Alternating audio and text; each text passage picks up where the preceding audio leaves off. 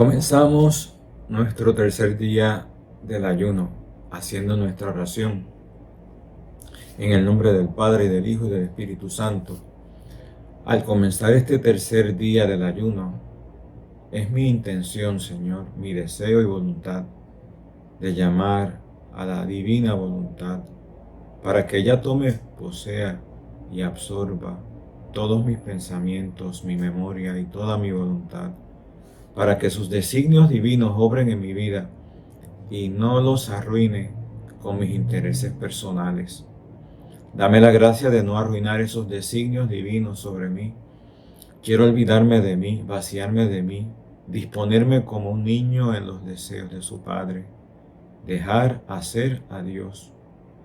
Quiero entrar en este ayuno como muerto, sin expectativas mías, razonamientos míos o mi sensibilidad humana. Jesús, solo quiero amarte, estarme abandonado en ti, tener el rostro dirigido a mirarte solo a ti, corresponder a tu amor en adoración, en bendición y en acción de gracias. Quiero darte el oro espiritual que tú esperas de mí, el oro de mi voluntad, el oro de mis afectos, de mis deseos, de mis propios gustos. Ese es todo el oro que tú esperas de mí. Jesús, hagamos todo juntos. Vive tú en mí lo que hoy me toque vivir. Confío y me apoyo en ti. Todo lo que ocurra en el día de hoy lo quiero vivir solo por ti, solo en ti, solo para agradarte en todo a ti, fundido en tu querer divino y apoyado en ti, sin más apegos a mis reflexiones personales. Es decir, no quiero pedir nada, no quiero saber nada, solo amar a Dios. No quiero tus bienes, solo te quiero a ti, Señor. Que seamos uno, tú en mí y yo en ti. Jesús, quiero dejarte ayunar en mí. Ven, Jesús, y ayuna tú en mí. Vacía mi odre y llénalo del vino nuevo de tu voluntad divina. A vino nuevo, odres nuevos. Haz recta mi alma y mi intención, para que mi rostro esté dirigido solo a ti, en lo que busco y haga. Jesús, te amo, te bendigo, te adoro y te doy gracias por todo, por toda la creación. Fiat. Hágase tu voluntad en todo y en todos. Vive en nosotros este ayuno para reparar, amar, adorar, agradecer y corresponder en amor al Padre Eterno por toda la gloria y honor que no le dan sus criaturas. Despegado y muerto a mis cosas y fundido y hecho una sola cosa contigo, confiando en tu fiat divino, quiero ejercitarme en la fe de que mi obrar es tu obrar para hacer el bien a los demás y resarcirte en correspondencia conforme a la que solo tú mereces. Amén. Fiat. Bien, hermanos. Hoy el Evangelio está buenísimo, como siempre. Mateo 9, 14 al 15. Nos narra el momento en el que se acercan a Jesús los discípulos de Juan el Bautista y le preguntan y le dicen, le afirman, ¿por qué a Jesús, no? ¿Por qué tus discípulos no ayunan como lo hacemos nosotros y los fariseos? Es una pregunta lógica dentro de todo el contexto de quiénes son los discípulos de Juan Bautista, ¿no? Preparan el camino de la llegada del Señor, ¿no? Y de hecho, entre los discípulos de Jesús van a haber discípulos de Juan Bautista, Juan el Evangelista y Andrés, el hermano de Simón Pedro. Con lo cual Jesús le va a decir una respuesta iluminada, bien buena. Dice, llegará el tiempo el momento en el que el esposo les será quitado, y entonces ayunarán. Interesante. Hoy también la primera lectura de la misa del profeta Isaías 58 se expresa un lamento divino donde Dios a través del profeta se queja ante su pueblo porque no sabe ayunar. Al menos no ayuna conforme al querer de Dios, ¿no? Dice que ayunan en rebeldías, en pecados, ocupados de sus propios negocios, maltratando a su servidumbre, entregados a pleitos, querellas, alzando el puño, golpeando la mesa. O sea, en ira, en rebeldía, en los 7 pecados capitales. Y así ese ayuno no es escuchado. Y es interesante, porque se dice que el ayuno tiene una razón de ser, como unos fines. Si uno lee bien esa lectura hoy de Isaías 58, ve que hay como unos fines del ayuno. Dice que el ayuno sirve para estar cerca de Dios, para conocer sus caminos, para ayudar a practicar la justicia y los derechos de Dios sobre sus criaturas. Ayuda para hacer oír la voz en las alturas divinas, o sea, que la oración llegue al cielo. Y luego les dice el profeta, bueno, Dios a través del profeta Isaías, ¿cuál es el ayuno que Dios quiere? El que agrada realmente a Dios. Entonces ahí comienza a decir, soltar las cadenas injustas, desatar los lazos del yugo, dejar en libertad a los oprimidos, compartir tu pan con el hambriento, albergar a los pobres sin techo, cubrir al que ves desnudo y no despreocuparte de tu propia carne. El ayuno no es un desprecio al cuerpo. ¿No?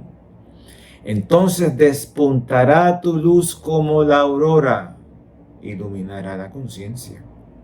Y tu llaga no tardará en cicatrizar. El ayuno cura las enfermedades. Entonces llamarás y el Señor responderá, dirá, aquí estoy.